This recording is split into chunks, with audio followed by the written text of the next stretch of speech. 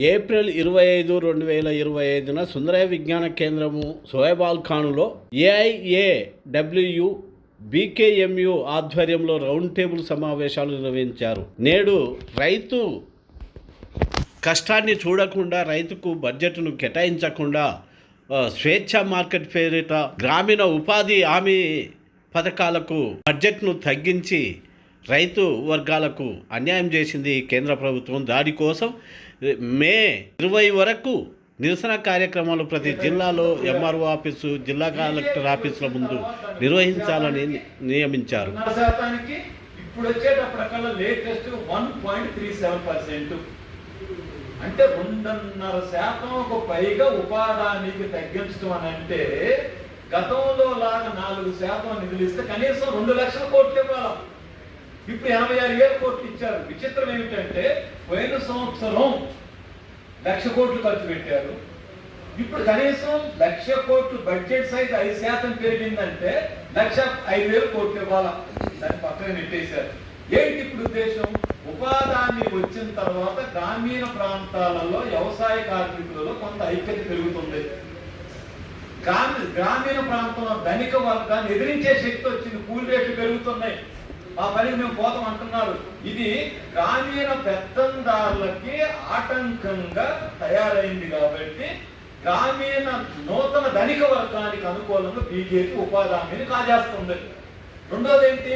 ఉపాధి హామీ వచ్చిన తర్వాత పట్టణాలకు వలసలు తగ్గినాయి, గ్రామాలకు వలసలు పెరిగినాయి.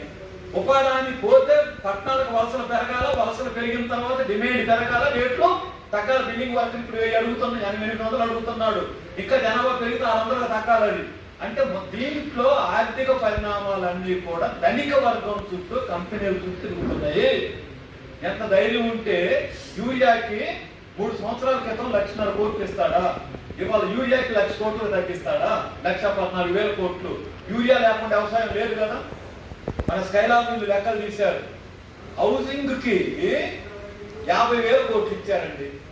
ఎంత ఖర్చు పెట్టారు? 18,000 కోట్లు ఖర్చు పెట్టారు, 36,000 కోట్లు ఖర్చు పెట్టారు. ఎస్సీ పిల్లలు బ్రైట్ బాయ్స్ కోసం 6,000 కోట్లు ఇచ్చారు. ఎంత ఖర్చు పెట్టారు? 2,500 కోట్లు ఖర్చు పెట్టారు. హౌసింగ్ కి 70,000 కోట్లు ఇచ్చారు. ఎంత ఖర్చు పెట్టారు? 44% ఖర్చు పెట్టారు. ఇంతకంటే సామాజిక రంగానికి కాయకాల మీద ఖర్చు పెడుతున్నారు. ఖర్చు ఈ గవర్నమెంట్ కి రివైజ్డ్ అనే ఒక సౌలభ్యం ఉంది. రివైజ్డ్ అంటే అర్థం ఏమిటంటే అనుకోని విపత్తులు వచ్చినప్పుడు కొన్నిటికి తగ్గించాలా, కొన్నిటికి పెంచాలని రివైజ్డ్ పెట్టారు. ఇప్పుడు విపత్తు ఏంటి? కార్పొరేట్లకి లాభం జరగటమే విపత్తుకు మారింది ఒకటి. సో కాబట్టి ఇవన్నీ చూసినప్పుడు బడ్జెట్ యొక్క ధోరణి మారింది. ధనిక వర్గాలకు అనుకూలంగా ఇది మారుతా ఉంది. కాబట్టి వ్యవసాయ కార్మిక సంఘం, రైతు సంఘం, వృత్తి సంఘాలు, సామాజిక సంఘాలు అందరం కలిసి ఒక 7-8 గ్రామీణ డిమాండ్ను ఫ్రేమ్ చేశాం.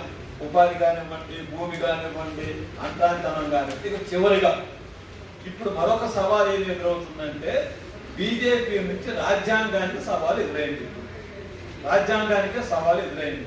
సవాల్ ఎదురుగాటువంటి అర్థం ఏమిటి? మన రాజ్యాంగం ఉన్నంతలో భారతదేశాన్ని ఐక్యంగా ఉంచడానికి తోడ్పడుతున్న రాజ్యాంగం. అందుకే అంబేద్కర్ గారు ఒక మాట అంటాడు, ఈ రాజ్యాంగాన్ని గనక మీరు సరిగా అమలు జరపకపోతే ఏదో ఒక రోజున ఈ ప్రజలు ఈ రాజ్యాంగాన్ని తగలబెడతారు. ఇంకొక మాట కూడా హెచ్చరిక చేశారు, నేను ఈ రాజ్యాంగాన్ని ఇస్తున్నాను, నేను అనుకున్నవన్నీ దీంట్లో చేర్చలేకపోతున్నాను, నన్ను చేర్చనివ్వలేదు, అందుకే నేను అనుకున్న వాళ్ళ నుంచే ప్రమాదం వచ్చి కూర్చుంటుంది. దాన్ని కాపాడుకోవాల్సిన బాధ్యత పేదల మీద, దళితుల మీద, ఉత్పత్తి ఉంటుంది. ఇవాళ బీజేపీ నుంచి ఆర్ఎస్ఎస్ నుంచి రాజ్యాంగానికి ప్రమాదం వచ్చింది.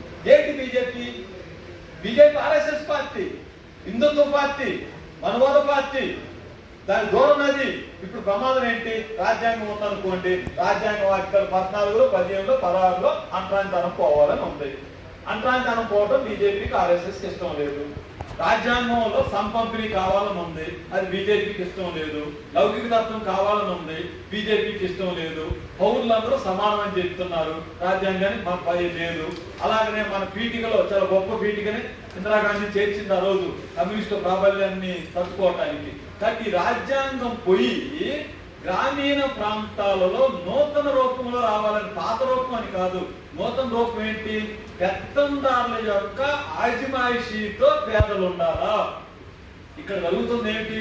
మన డివైఎఫ్ఐ కాంగ్రెస్ కూడా కొంత సర్వే చేసినట్టున్నారు. గ్రామీణ ప్రాంతాలలో మన ఆశయ కూడా మాట్లాడేటప్పుడు చెప్పాలి, ఒకప్పుడు సంపదనంటే 50% మంది దగ్గర ఉంది, భూమి కానీ, ట్రాక్టర్లు కానీ, మందులు కానీ. ఇప్పుడు సంపద గ్రామీణ ప్రాంతాల్లో 20%, 15% కుటుంబాల దగ్గరకు వచ్చింది. భూములు వాళ్ళ దగ్గరే ఉంటాయి, మందుల షాపులు వాళ్ళ దగ్గరే ఉంటాయి, వడ్డీ వ్యాపారం వాళ్ళ దగ్గరే ఉంటుంది, మార్కెట్ వాళ్ళ దగ్గరే ఉంటుంది. వాళ్ళ పిల్లలే డాక్టర్లకు ఉంటారు, వాళ్ళ పిల్లలే స్కూల్ నడుపుతారు, వాళ్ళ పిల్లలే కాంట్రాక్టర్లుగా ఉంటారు. వాళ్ళ చేతుల్లోనే మొత్తం రాజకీయ వ్యవస్థ అంతా కేంద్రీకృతమైంది. అందుకే ఉభయ వ్యవసాయ కార్మిక సంఘాల యొక్క మెయిన్ గోల్ ఏంటంటే నూతన ధనిక వర్గానికి వ్యతిరేకంగా సమస్త ప్రజానికాన్ని, సమస్త పేదలను ఐక్యం చేయడం మన లక్ష్యం. అంటే గ్రామీణ పేదలందరూ ఐక్యం కావాలా, గ్రామీణ ధనిక వర్గాన్ని ఓడించాలా. దాంట్లో భాగంగా జరుగుతున్నటువంటిదే ఈ గ్రామీణ, మీరు అర్థాలు అంటారా, మీ బంధువులని మరి బంధంతా అవుదా కాదో చూసుకోండి, డెమాన్స్ట్రేషన్లు అంటారా. మన ఉద్దేశం ఏమిటంటే ఉపాధి హామీ పనులు బంద్ కావాలా, వ్యవసాయ పనులు బంద్ కావాలా, రోడ్ల మీదకి రావాలా, రోడ్ల మీద కూర్చోవాలా, ఇవన్నీ జరగాల. దాని కంటిన్యూషన్ లో కనీసం తెలంగాణ రాష్ట్రంలో అందరి సహకారంతో 2000 పంచాయతీలకు తాళాలు వేయాలి. మనం 24 గంటలు దీక్ష సత్యాగ్రహాలు చేయాలి. విధానాలను మార్చుకుంటారా లేదా అనేటటువంటి పద్ధతిలో చేయాలా.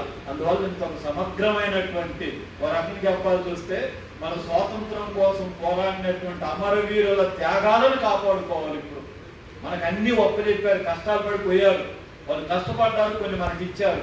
ఇప్పుడు మన ముందు తరాలు, మన తరాలు దీన్ని కాపాడుకోకపోతే పెద్ద నష్టం జరిగింది. కాబట్టి ఈ డిమాండ్స్ అన్నింటిని దృష్టిలో పెట్టుకొని ఈ ఉద్యమాన్ని విస్తృతంగా, సంపూర్ణంగా, సమగ్రంగా కేంద్ర ప్రభుత్వానికి హెచ్చరికగా, తెలంగాణ ప్రాంతం అంటే ఇది రాచరికాన్ని ఓడించిన ప్రాంతం, తెలంగాణ సాయుధ పోరాటం నడిపినటువంటి ప్రాంతం, ఈ మాంచం ద్వారా కాళ్ళు మొక్కుతున్నటువంటి వాళ్ళని ఎదురు తిరిగినటువంటి ప్రాంతం. అలాంటి ప్రాంతం నుంచి మరో ఉద్యమాన్ని ఈ కార్పొరేట్లకి, మతోన్మాలకు వ్యతిరేకంగా నిలబడతాం, తట్టుకుంటాం అనే ఒక మెసేజ్ని ఈ సమాజానికి ఇవ్వాలని, అందుకోసం అందరం ఐక్యం, రాజకీయాలతో నిమిత్తం లేకుండా అందరిని ఇన్వాల్వ్ చేయండి. దీంట్లో ఎవరు వస్తే వాళ్ళు, కార్పొరేట్లకు వ్యతిరేకమా రాడు దీంట్లోకి, మతోన్మాదానికి వ్యతిరేకమా దాని దీంట్లోకి, ఉపాధికి అనుకూలమా దీంట్లోనే పాల్గొనండి అని గ్రామీణ ప్రాంతాల్లో మే 1 సింబాలిక్ డే తెలంగాణలో ఇప్పుడు క్యాంపెయిన్ మొదలైంది.